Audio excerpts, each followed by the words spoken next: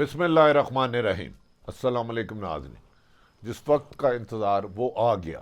آخر بالآخر امریکن حکومت، امریکن فوج اور نیٹو کی فوج کے 20 سال ظلم و ستم کے بعد افغانستان میں امن ہو گیا، اور افغانستان نے آج اپنی عبوری حکومت نامزد کر دی، جس پر بھارت تلملا اٹھا کہ یہ پاکستان کی مرضی سے ہوا ہے۔ تاہم افغان طالبان نے اور ان کی نئی شورا حکومت نے کہا ہے کہ ان کی حکومت میں کسی کی انٹرفیرنس نہ تھی، نہ ہے، نہ ہو سکتی ہے۔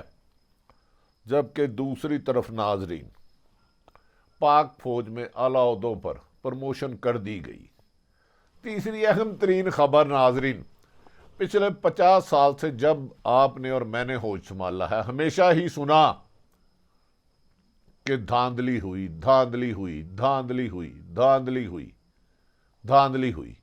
اس دفعہ وزیر اعظم عمران خان نے کہا اصلاحات لاتے ہیں، اور تمام سیاسی جماعتوں کو بار بار بار بار دعوت دی، آئیں اور آپ آ کر انتخابی اصلاحات کرے۔ الیکٹرانک مشین میں پہلے بھی کہتا تھا حتمی نہیں ہے کیونکہ اس میں فنگر پرنٹ نہیں ہے، لیکن 50 سال تک ہر وہ جماعت جو ہارتی رہی، دھاندلی کا الزامات جاتی رہی، ایک جیتتی تھی وہ خوش ہوتی تھی، باقی 10-12 جماعتیں دھاندلی کا الزام لگاتے رہی۔ اس سلسلے میں 2 حکومتوں کا، پیپلز پارٹی اور نون لیگ کا، کرپشن اور دھاندلی پر خاتمہ ہوا، اور جو بھی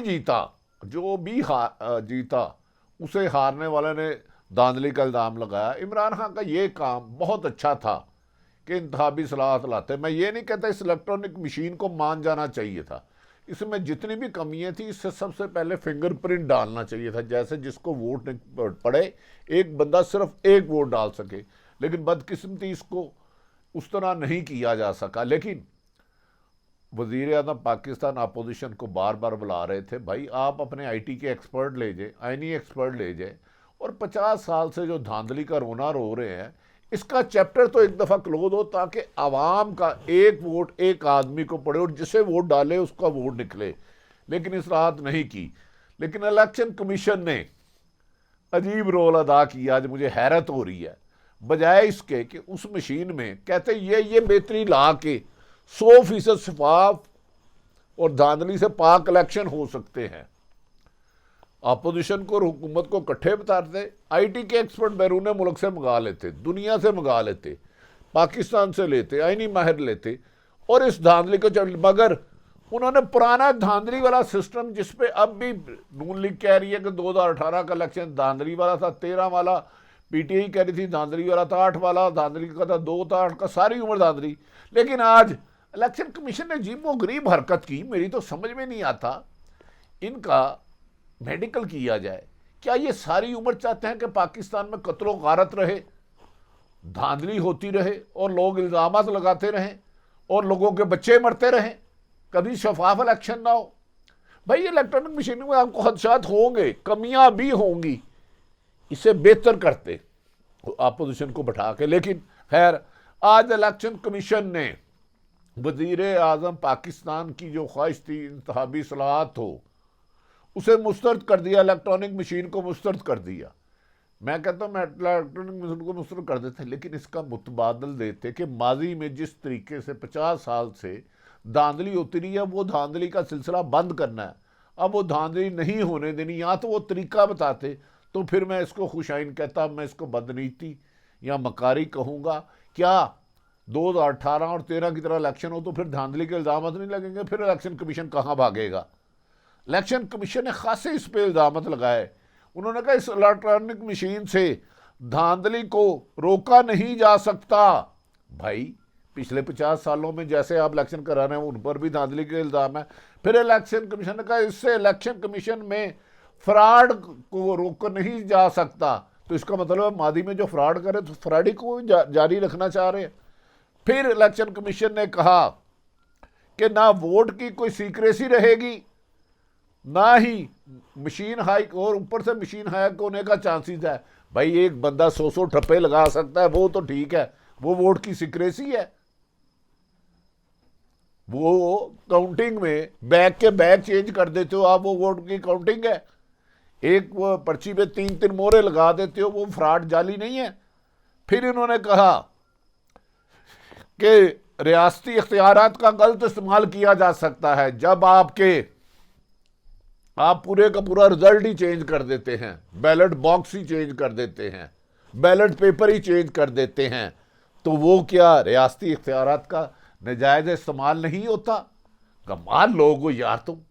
میں کہتا ہوں اس مشین میں بہتری لاؤ اور 100% شفاف الیکشن کراؤ، اس کو نہ مانو، لیکن ریجیکٹ کر کے پرانے دھاندلی زیادہ الزام کے تحت الیکشن کرانا کہاں کی عقل مندی ہے محترم؟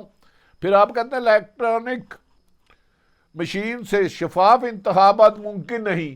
چلو جیسے آپ ماضی میں پرچی ٹھپے پہ ٹھپا ایک بندہ 50% ووٹ ڈالتا ہے، وہ شفاف ہے؟ کیا آپ کی ووٹر لسٹ شفاف ہے؟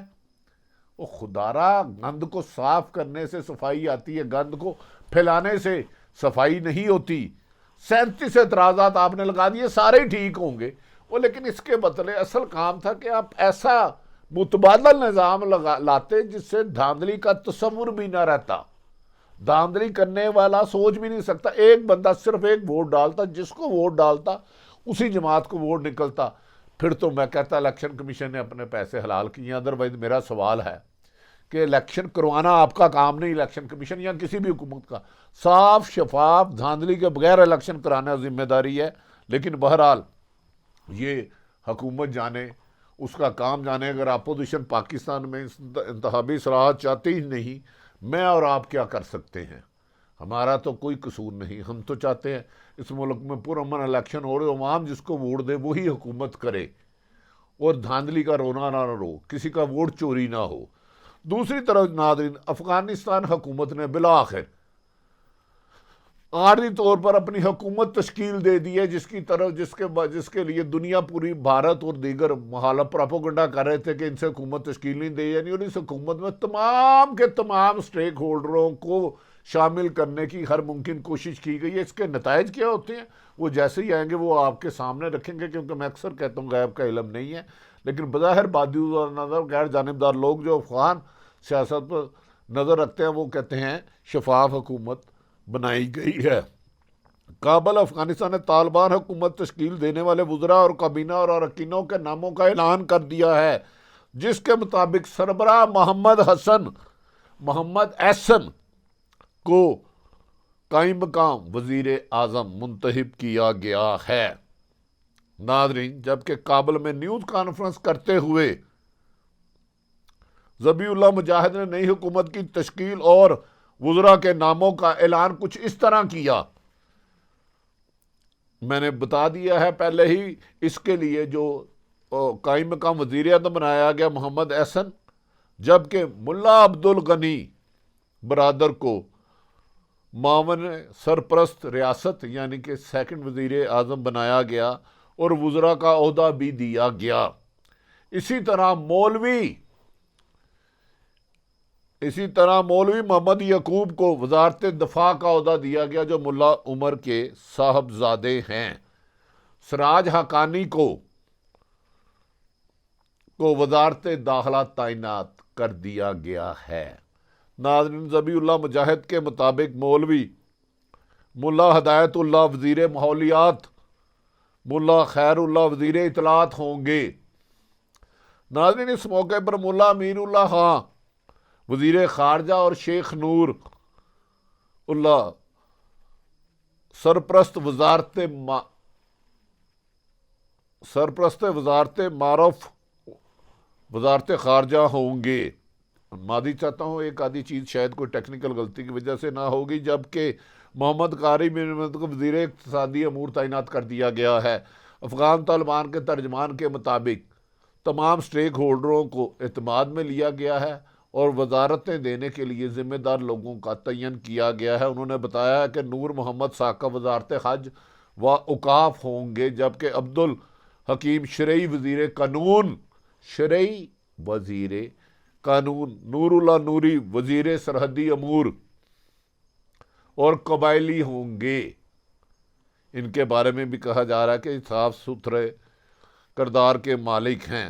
اسی طرح ناظرین پولیس میں انٹیلیجنس چیف جو کہ افغان صورتحال میں بہتر ہوگا، شیخ محمد خالد کو اس کا اور ارشاد کا سربراہ مقرر کر دیا گیا ہے۔ اسی طرح ملا عبد المنان کو فوائد و اعمال اور حاجی محمد عیسیٰ معدنیات و پیٹرولیم کے وزیر ہوں گے۔ ایک سوال کے جواب دیتے ہوئے ذبیح اللہ مجاہد کا کہنا تھا کہ ہم نے مکمل کوشش کی ہے کہ مشاورت کے بعد تمام سیاسی لوگوں سے مل کر ان کی رائے سے لے کر ایک مشاورتہ سیاسی کابینہ تشکیل دی جائے، جس کو مفاد صرف اور صرف مقصد ملکی مفاد کو ترجیح دینا ہوگا اور قیام امن ہوگا۔ ہم اپنی زمین پر کسی بھی دہشت گرد کو دوسرے ملک کے لیے استعمال نہیں ہونے دیا جائے گا، اور یہ بھی کہا گیا ہے کہ مختلف اقدامات کیے جائیں گے جو عوامی قوانین کے مطابق ہوں، اور دنیا سمجھے گی کہ افغانستان میں بننے والی عبوری حکومت کسی بھی منتخب حکومت سے بہتر اور عوامی خدمات سر انجام دے گی، اور حکومت بنانے کا مقصد عام شہریوں کو ان کے حقوق دینا ہے، اقلیت اور خواتین سمیت۔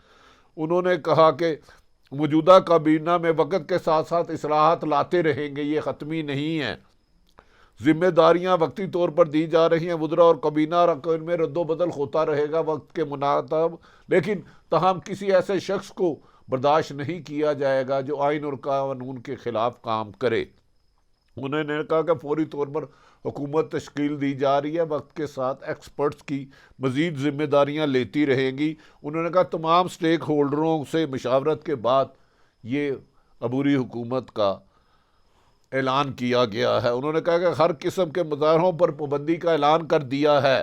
ذبیح اللہ مجاہد نے کہا کہ آزادی سے متعلق ہونے والا کابل کا حالیہ مظاہرہ قانونی نہیں، ابھی تو حکومت بنی نہیں تو مظاہرہ کرنے کی کیا ضرورت تھی؟ جب 40 سال دشمن ملک پاکستان اور افغانستان پر حملہ کرتے رہے تو اس وقت یہ لوگ کہاں سوئے ہوئے تھے؟ انہوں نے قیام امن کو افغان شہریوں کی حفاظت اور امن کو مد نظر رکھنا ہی ہماری بیسک ذمہ داری ہوگی، قیام امن کے نقصان نہیں پہنچا سکتے۔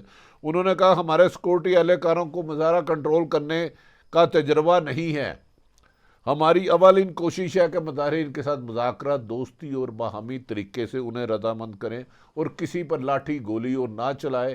ہمیں امید ہے کہ کچھ دیر افغانستان کے شہری دیکھیں گے۔ ہم جانتے ہیں کہ ایک دشمن ملک افغانستان کا امن تباہ کرنے کے لیے انویسٹمنٹ، اسلحہ اور ٹیکنالوجی استعمال کر رہے ہیں، لیکن ہم متحمل سے ملک کو چلانے کی کوشش کریں گے اور عوام کے اوپر تشدد کرنے سے گریز کیا جائے گا، کیونکہ افغانستان کے لوگوں نے 20 سال دہشت گردی کا مقابلہ کیا ہے، اب ہم ان پر زیادتی نہیں کر سکتے۔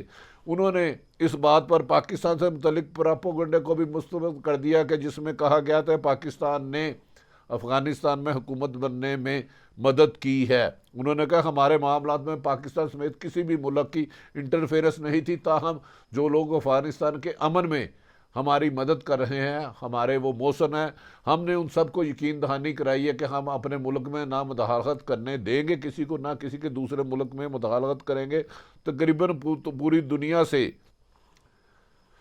ہم امن کی خواہش رکھتے ہیں۔ انہوں نے کہا کہ ہمارے اقدامات سے پاکستان کو فائدہ ہوگا، کیونکہ ہم طویل جنگ کے بعد طویل جنگ لڑکی ہے جس کے حالات کا اندازہ آپ خود لگا سکتے ہیں، اور اس صورتحال کے لیے امن پر پہنچنے کے لیے لاتعداد قربانیاں ہیں۔ ذبیح اللہ مجاہد نے کہا کہ پنج شیر کا مکمل کنٹرول سنبھال لیا گیا اور اس میں دشمن ملک کو ناکام ہوا۔ انہوں نے کہا ہمارے ساتھ قومیت کے لوگ بھی، تمام قومیت کے لوگ شامل ہیں، اور نگران کابینہ کی تشکیل میں بھی تمام اقوام کے لوگوں کو شامل کیا گیا اور ہر ایک سے ایک عہدے کے لیے مشاورت کی گئی اور حکومت کی تشکیل کا انہوں نے یہ کہا قومیت کی بنیاد پر حکومت کی تشکیل کے بارے میں پروپیگنڈا کرنے والے احمقوں کی جنت میں رہتے ہیں۔